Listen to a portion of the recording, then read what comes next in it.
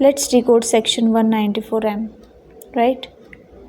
Any person, अगर कोई भी व्यक्ति है, ठीक है, कोई भी व्यक्ति में सारे नहीं, सिर्फ इंडिविजुअल और हिंदू अनडिवाइडेड फैमिली की यहाँ बात कर रहा है, other than those who are required to deduct TDS under section 194C, H and J, जो C और H J जिनके ऊपर एप्लीकेबल होता है उसे हम बाद में पढ़ेंगे।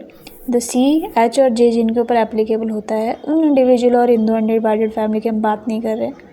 उसके अलावा जो भी हैं, अगर वो रिस्पॉन्सिबल हैं किस चीज़ के लिए, पेमेंट के लिए, ठीक है, अगर वो रिस्पॉन्सिबल हैं किसी तरीके की पेमेंट के लिए, certain some like commission, contract and professional service कोई लेते हैं और उसके लिए वो पेमेंट कर रहे हैं,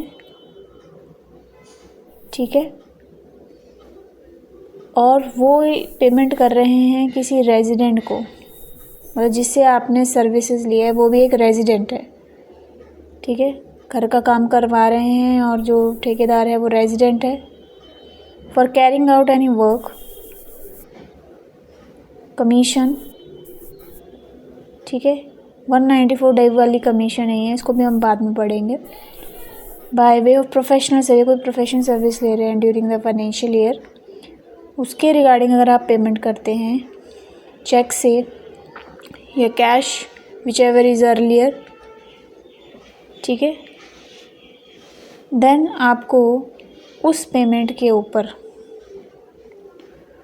जो भी आप कॉन्ट्रैक्चुअल प्रोफेशनल सर्विस या कमीशन की जो पेमेंट करेंगे उस पेमेंट के ऊपर आपने 2% TDS डिडक्ट करना है। कितना? 2% of such sum as income tax, ठीक है। अगर 50 लाख से ऊपर हो जाएगा फिर ये पूरे के ऊपर ही आपको करना है। यहाँ पे ये नहीं लिखा हुआ है कि इन एक्सेस ऑफ दिस, ठीक है, लेकिन जो प्रोवाइजर कहता है कि अगर ये 50 लाख से एक्सीड नहीं करता है तो ये आपने पे नहीं करना है और आपको 203A के तहत टैन नंबर भी लेने की आवश्यकता बिल्कुल नहीं है।